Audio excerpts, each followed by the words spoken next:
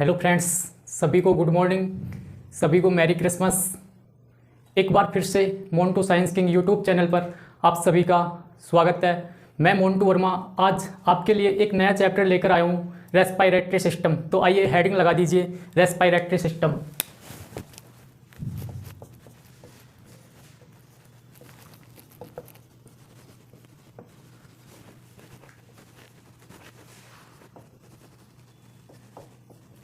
यानी कि श्वसन तंत्र।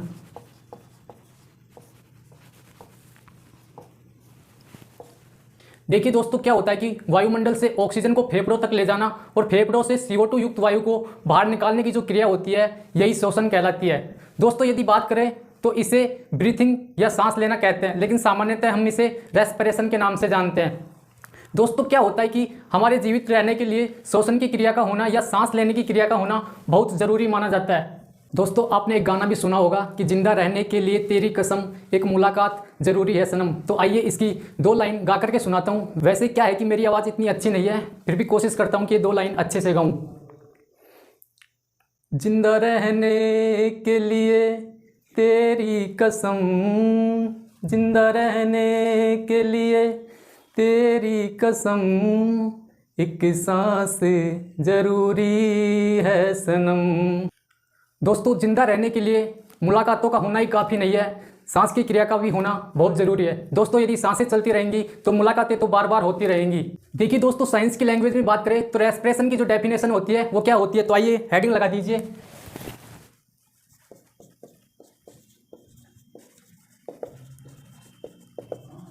रेस्पिरेशन यानी कि श्वसन। दोस्तों, श्वसन एक ऐसी प्रक्रिया होती है जिसमें भोजन के अणु का ऑक्सीकरण होता है और इससे ऊर्जा का उत्पादन किया जाता है। तो लिखिए,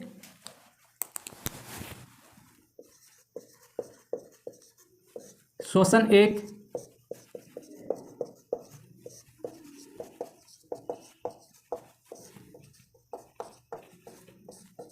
ऐसी प्रक्रिया होती है जिसमें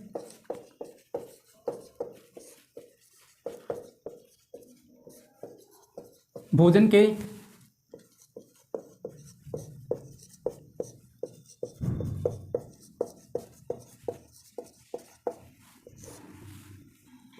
ऑक्सीकरण होता है, जिससे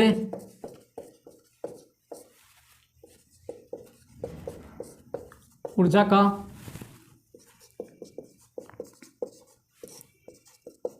उत्पादन होता है। यह जो क्रिया होती है दोस्तों, श्वसन कहलाती है।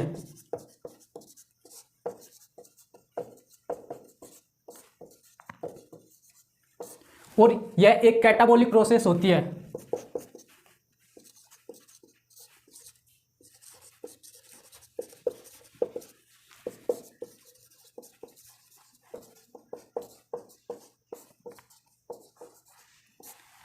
आइए इसको समझते हैं कि एक रिएक्शन के माध्यम से इसको समझते हैं कि कैटाबॉलिक प्रोसेस कैसे होती है।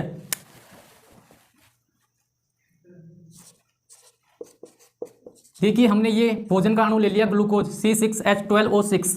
जब इसका ऑक्सीकरण करवा दिया जाता है तो यह CO2 H2O और इसी के साथ में क्या होता है कि एनर्जी उत्पन्न होती है और कुछ मात्रा में ऊष्मा भी निकलती है, यानी कि हीट।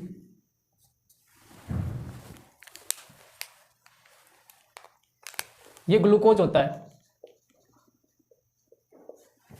अब देखिए, इस रिएक्शन को देखिए तो ये रिएक्शन होती है जो इम्बैलेंस होती है, यानी कि असंतुलित होती है। आप इधर देखिए, रिएक्टेंट की तरफ देखिए, यहाँ पर ऑक्सीजन कितने हैं, यहाँ पर 6 और 2 8 ऑक्सीजन है, जबकि इधर ऑक्सीजन देखें तो 2 और 1 3 ऑक्सीजन है। इस अभिक्रिया को संतुलित करने के लिए आप क्या कीजिए, इसको 6 से मल्टीप्लाई कर दीजिए, इसको भी 6 से मल्टीप्लाई कर दीजिए और इसको भी 6 से मल्टीप्लाई कर दीजिए। अब देखिए, इस अभिक्रिया को देखते हैं। अब ये अभिक्रिया है जो संतुलित हो चुकी है। देखिए कैसे, इधर क्रियाकारकों में देखते हैं तो 6 दूनी 12, 12 और 6 18 ऑक्सीजन है, जबकि उत्पाद में देखें तो 6 दूनी 12, 12 और 6 18, तो इधर भी 18 ऑक्सीजन है और इधर भी 18 ऑक्सीजन है। इसी प्रकार आप कार्बन और हाइड्रोजन को भी बैलेंस कर सकते हैं। यहां पर जो दोस्तों ये जो एनर्जी होती है ये एटीपी के रूप में होती है, यानी कि एडिनो ट्राइफॉस्फेट के रूप में संग्रहित रहती है। यहां पर देखिए दोस्तों, ये जो CO2 होती है एक हानिकारक गैस होती है, इसको क्या होता है कि फेफड़ों के द्वारा बाहर निकाल दिया जाता है। और इस रिएक्शन में क्या होता है कि 38 एडीपी से क्या होता है कि 38 एटीपी का निर्माण होता है। दोस्तों श्वसन की क्रिया में 38 एटीपी का निर्माण होता है, ध्यान में रखना है। इसमें देखिए दोस्तों, एक तो इस उष्मा के कारण और एक ब्लड सर्कुलेशन के कारण क्या होता है कि जो हमारी बॉडी होती है वह गर्म रहती है। जिस दिन हमारी बॉडी ठंडी पड़ जाए उस दिन समझ लेना कि हमने इस दुनिया को अलविदा कह दिया है। दोस्तों यही कारण होता है कि जब किसी व्यक्ति की डेथ हो जाती है तो उसका शरीर ठंडा पड़ जाता है। क्यों? क्योंकि यही कारण होता है, क्योंकि उसमें श्वसन की क्रिया और ब्लड सर्कुलेशन की जो क्रिया होती है वह स्टॉप हो जाती है। इसके बाद में हेडिंग लगा दीजिए दोस्तों, types of respiration. Types of respiration यानी कि श्वसन के प्रकार।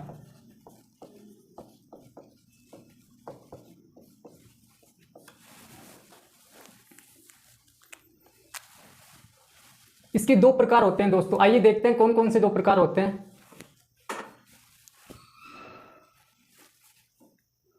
एक होता है डायरेक्ट रेस्पिरेशन,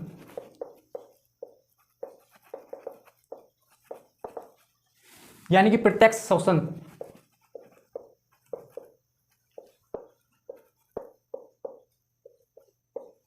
और एक होता है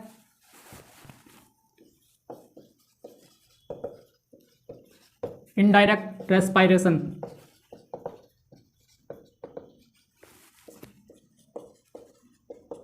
यानी कि अप्रत्यक्ष श्वसन।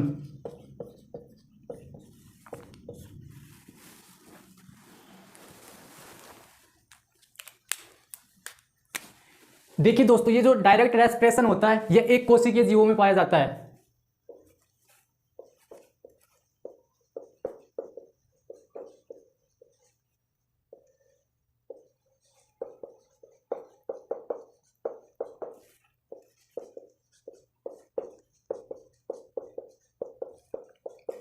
इसके एग्जाम्पल के बारे में बात करें तो एक कोशिकीय जीव होते हैं, जैसे कि अमीबा हो गया,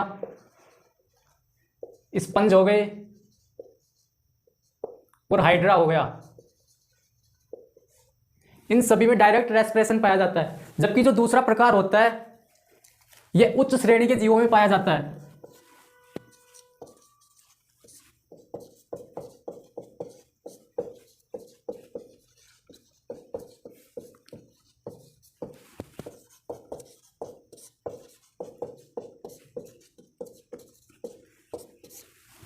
अब देखिए दोस्तों, उच्च श्रेणी के जीवों में जो श्वसन की क्रिया होती है वह विशेष श्वसन अंगों के द्वारा होती है। तो देखिए कौन कौन से जीवों में कौन कौन से श्वसन अंगों के द्वारा होती है। एग्जाम्पल देखिए, जैसे कि स्तनधारी। स्तनधारियों में जो श्वसन की क्रिया होती है वह लंग्स के द्वारा होती है, यानी कि फेफड़ों के द्वारा होती है, लंग्स। जबकि जो जलीय जीवों में जो श्वसन की क्रिया होती है वह गिल्स के द्वारा होती है।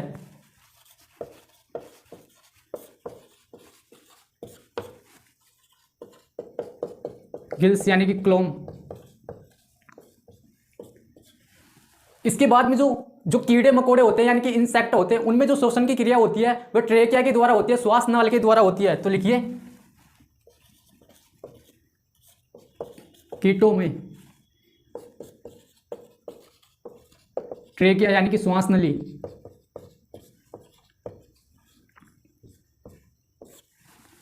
इसके बाद देखिए दोस्तों, जो मेंढक में जो श्वसन की क्रिया होती है वह 3 प्रकार से होती है।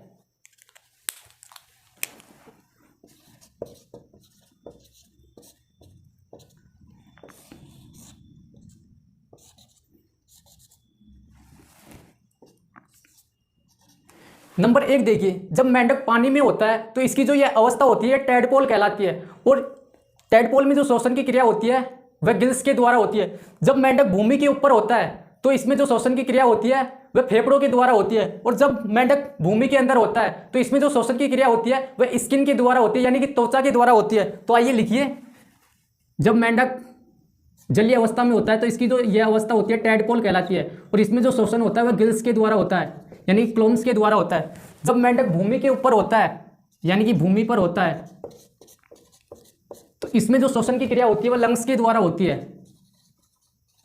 यानी कि फेफड़ों के द्वारा, और जब मेंढक भूमिगत होता है यानी कि भूमि के अंदर होता है तो इसमें जो श्वसन की क्रिया होती है वह स्किन के द्वारा होती है, त्वचा के द्वारा होती है।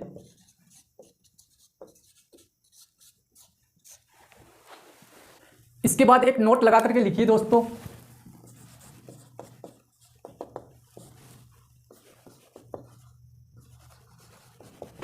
एक होता है एरोबिक रेस्पिरेशन यानी कि वायवीय श्वसन,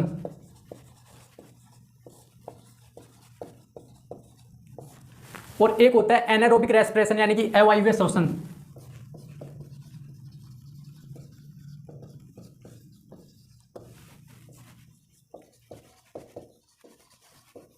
अवायवीय श्वसन।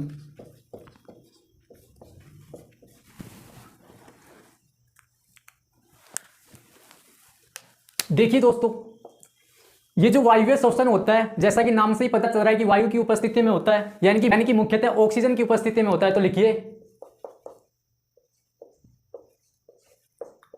ऑक्सीजन की उपस्थिति में होता है।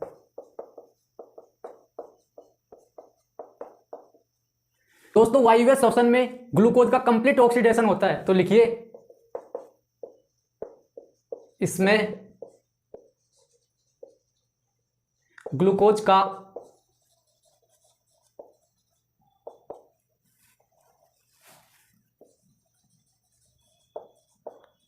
कंप्लीट ऑक्सीडेशन होता है।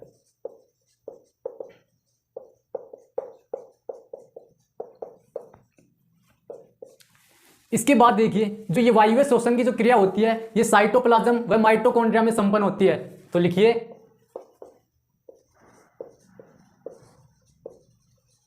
साइटोप्लाज्म यानी कि कोशिका द्रव्य,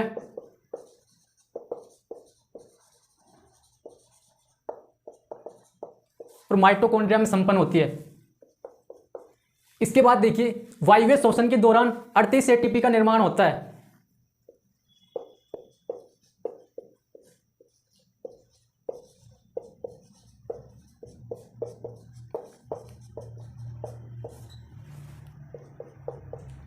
वायवीय श्वसन में दोस्तों जो उत्पाद बनता है, जो प्रोडक्ट बनता है वह एटीपी, CO2 और H2O होता है। तो लिखिए इसमें जो उत्पाद होता है वह एटीपी,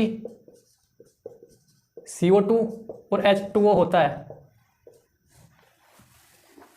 इसके बाद देखिए दोस्तों जो अवायवीय श्वसन होता है यह ऑक्सीजन की अनुपस्थिति में होने वाला श्वसन होता है। तो लिखिए ऑक्सीजन की अनुपस्थिति में होता है। और अवायवीय श्वसन में ग्लूकोज का इनकम्प्लीट ऑक्सीडेशन होता है। तो लिखिए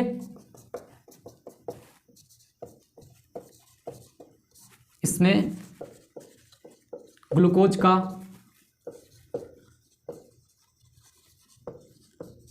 इनकम्प्लीट ऑक्सीडेशन होता है।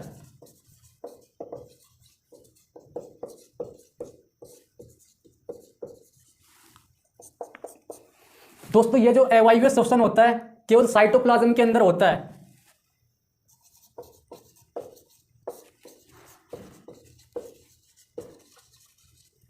यानी कि कोशिका द्रव्य, और इस अवायवीय श्वसन में केवल 2 एटीपी का निर्माण होता है।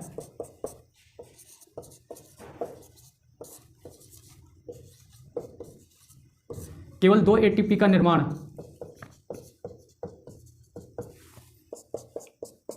और अवायवीय श्वसन के दौरान जो उत्पाद बनता है वह अल्कोहल होता है, यानी कि एटीपी और अल्कोहल होता है। यहां से क्वेश्चन पूछ लिया जाता है दोस्तों, बताइए कि वायवीय श्वसन के दौरान कितने एटीपी का निर्माण होता है। तो वायवीय श्वसन के दौरान जो एटीपी का निर्माण होता है वह 38 एटीपी का निर्माण होता है। इसके बाद देखिए जबकि अवायवीय श्वसन होता है इसमें जो एटीपी का निर्माण होता है वो केवल 2 एटीपी का निर्माण होता है। देखिए केवल 2 एटीपी का निर्माण होता है, ये बात आपको ध्यान में रखनी है। इसके बाद में इसकी प्रोडक्ट पूछ लिया जाता है कि वायवीय श्वसन के दौरान बताइए कि कौन कौन से उत्पाद बनते हैं। तो इसमें एटीपी, CO2 और H2O का निर्माण होता है, जबकि अवायवीय श्वसन में एटीपी और अल्कोहल का निर्माण होता है। इसके बाद देखिए दोस्तों ये जो एनारोबिक रेस्पिरेशन होता है, अवायवीय श्वसन होता है, इसका एक प्रकार होता है फर्मेंटेशन यानी कि किण्वन, जो कि एक अवायवीय श्वसन का ही प्रकार होता है। तो नोट लगा करके लिख दीजिए फर्मेंटेशन।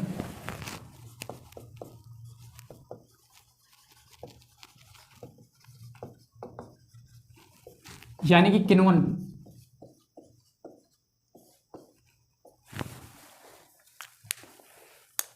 दोस्तों ये जो फर्मेंटेशन होता है एक अवायवीय श्वसन का प्रकार होता है, तो लिखिए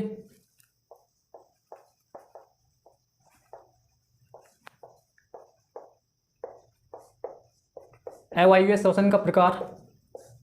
और ये जो किण्वन की क्रिया होती है, जो फर्मेंटेशन की जो क्रिया होती है, यह ऑक्सीजन की अनुपस्थिति में होता है, इसीलिए तो अवायवीय श्वसन का प्रकार है। तो इसको भी लिखिए ऑक्सीजन की अनुपस्थिति में।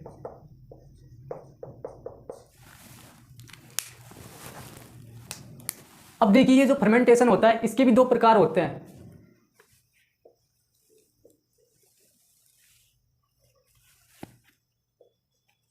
एक होता है लैक्टिक एसिड फर्मेंटेशन, तो लिखिए लैक्टिक एसिड फर्मेंटेशन। जबकि जो दूसरा होता है वह होता है alcoholic fermentation. Alcoholic fermentation.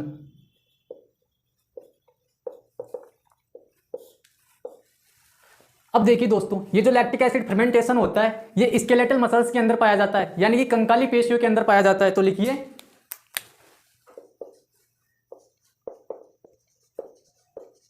Skeletal muscles, यानी कि कंकाली पेशियों में पाया जाता है।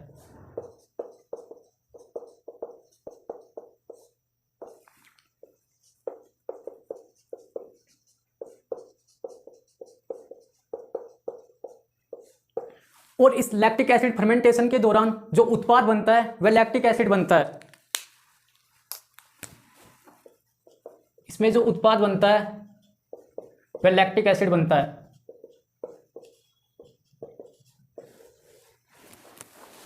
जबकि जो एल्कोहलिक फर्मेंटेशन होता है ये ईस्ट के अंदर पाया जाता है। ये जो होता है ईस्ट के अंदर पाया जाता है। और इस एल्कोहलिक फर्मेंटेशन के दौरान जो उत्पाद बनता है वह एल्कोहल होता है।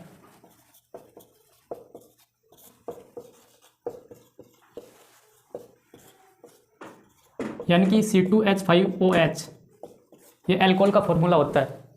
इसके बाद दोस्तों हम बात करेंगे कि श्वसन तंत्र के कितने भाग होते हैं, पार्ट्स ऑफ रेस्पिरेटरी सिस्टम। तो आइए हेडिंग लगा दीजिए, पार्ट्स ऑफ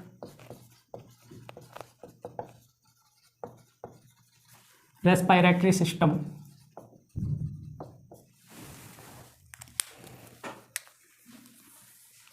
इसके दो भाग होते हैं दोस्तों, देखिए कौन कौन से दो भाग होते हैं। एक होता है प्राइमरी रेस्पिरेटरी सिस्टम,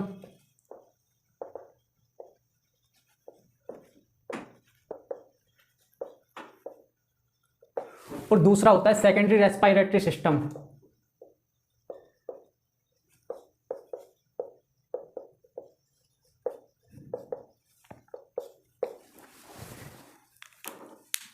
देखिए जो प्राइमरी रेस्पिरेटरी सिस्टम होता है इसके अंतर्गत ए पेयर ऑफ लंग्स पाए जाते हैं, यानी कि एक जोड़ी फेफड़ों की पाई जाती है। तो लिखिए ए पेयर ऑफ लंग्स, यानी कि जो प्राइमरी रेस्पिरेटरी सिस्टम होता है इसमें एक जोड़ी फेफड़े आते हैं।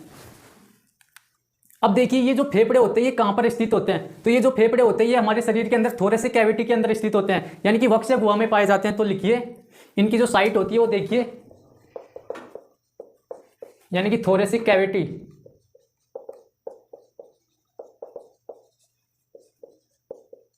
वक्षीय गुहा में पाए जाते हैं।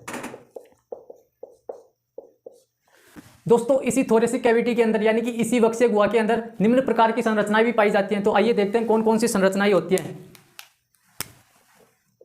एक होती है वर्टिब्रल कॉलम,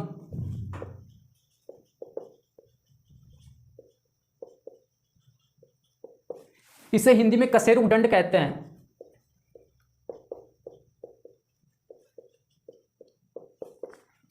दोस्तों ये जो वर्टिब्रल कॉलम होता है ये वक्षीय गुहा के पृष्ठ भाग में पाया जाता है। तो लिखिए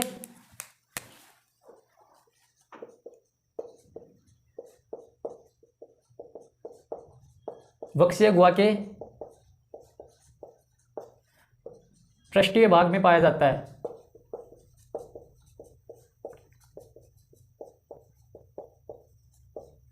इसके बाद देखिए जो दूसरा होता है वो होता है स्ट्रेनम, यानी कि उरोस्ती। और ये जो स्ट्रेनम होती है दोस्तों वक्ष्य गुहा के अधर भाग में पाई जाती है।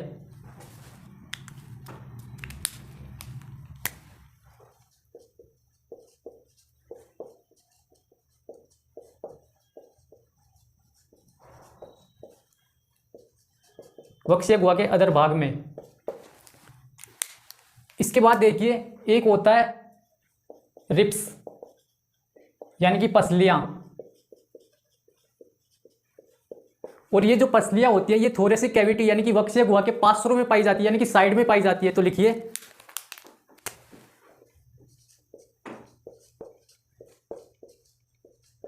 वक्ष्य गुहा के पार्श्व में पाई जाती है।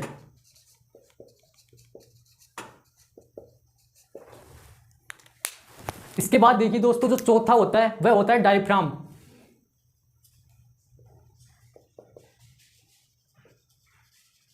यानी कि डायफ्राम, इसे हिंदी में तनुपट भी कहा जाता है। और ये जो डायफ्राम होता है ये थोरेसिक कैविटी यानी कि वक्ष्य गुहा के नीचे पाया जाता है।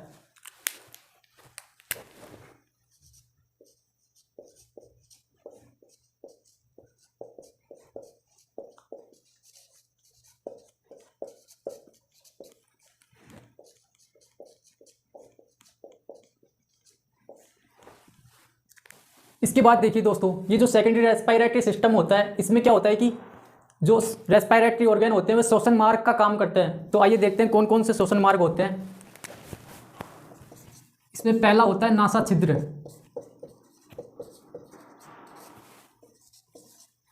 इसके बाद होता है नासा कपाट, और जो तीसरा होता है वह होता है फेरिंग्स, यानी कि ग्रसनी, और जो चौथा होता है वो होता है लैरिंग्स,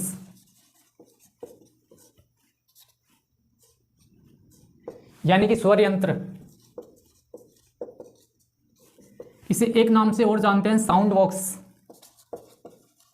साउंड बॉक्स। इसके बाद में देखिए जो पांचवा होता है वो होता है ट्रैकिया, यानी कि श्वास नली।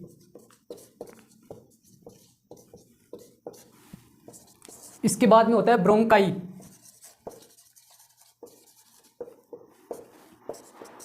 जो अगला होता है वो होता है ब्रोंकियोल्स।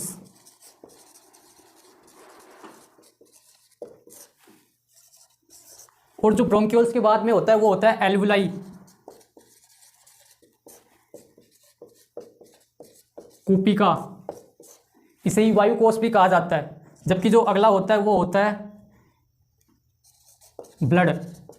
और इसके बाद में जो एयर होती है वह सेल यानी कि कोशिकाओं के अंदर चली जाती है। इस प्रकार से ये सब होते हैं जो श्वसन के मार्ग होते हैं। इनको हम अगली क्लास के अंदर श्वसन तंत्र का नामांकित चित्र बना करके समझेंगे। इसके बाद एक नोट लगा करके लिखिए दोस्तों, देखते हैं कि एल्वुलाई क्या क्या होती है।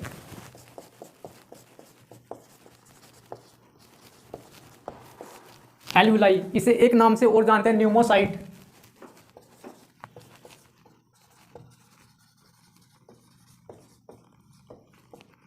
इसे हिंदी में कूपिका या फिर वायुकोश कहते हैं।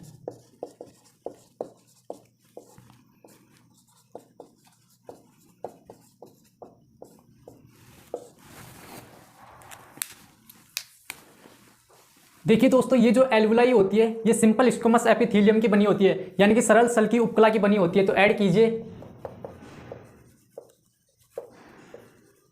Made up of simple squamous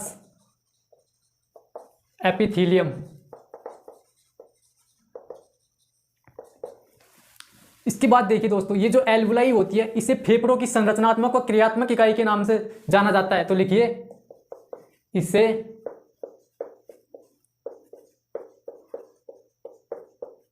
फेफड़ों की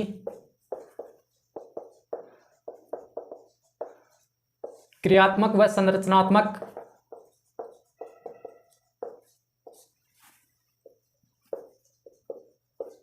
इकाई कहा जाता है। किसे? एल्यूलाई को। इसके बाद देखिए दोस्तों, जो श्वसन के जो गैसों के आदान प्रदान की क्रिया होती है वह इसी एल्यूलाई के अंदर होती है। तो लिखिए इसी में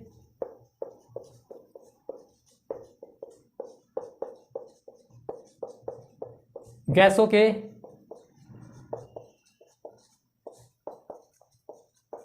आदान प्रदान या गैसीय विनिमय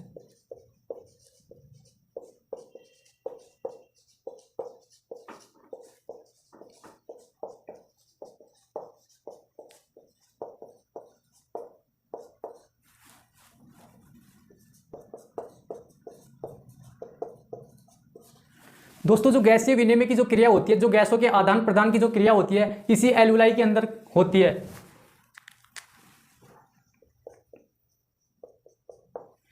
इसके बाद देखिए दोस्तों, क्या होता है कि जो प्रत्येक फेफड़ा होता है इसके अंदर इसकी जो संख्या होती है, प्रत्येक फेफड़े के अंदर 1 मिलियन एल्यूलाई पाई जाती है। तो लिखिए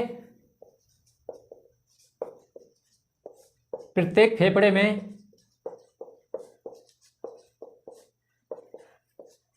1 मिलियन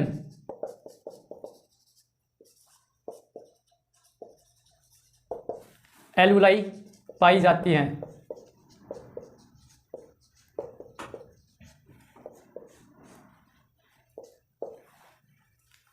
दोस्तों ध्यान में रखना है, जो प्रत्येक फेफड़ा होता है उसके अंदर 1 मिलियन एल्यूलाई की संख्या पाई जाती है, कोशिकाओं की संख्या पाई जाती है। और जो एल्यूलाई होती है इसे फेफड़ों की संरचनात्मक और क्रियात्मक इकाई कहा जाता है। कई बार यहाँ से क्वेश्चन पूछ लिया जाता है कि बताइए कि जो फेफड़ों की संरचनात्मक और क्रियात्मक इकाई होती है उसे क्या कहा जाता है, तो उसे एल्यूलाई कहा जाता है, याद रखना है। आज के लिए इतना ही दोस्तों। यदि आपने अभी भी चैनल को सब्सक्राइब नहीं किया है तो सबसे पहले चैनल को सब्सक्राइब कीजिए और इसके बेल आइकन के बटन को प्रेस कीजिए, जिससे आपको समय समय पर नोटिफिकेशन मिलते रहे। और वीडियो को लाइक कीजिए और शेयर कीजिए। Thank you so much.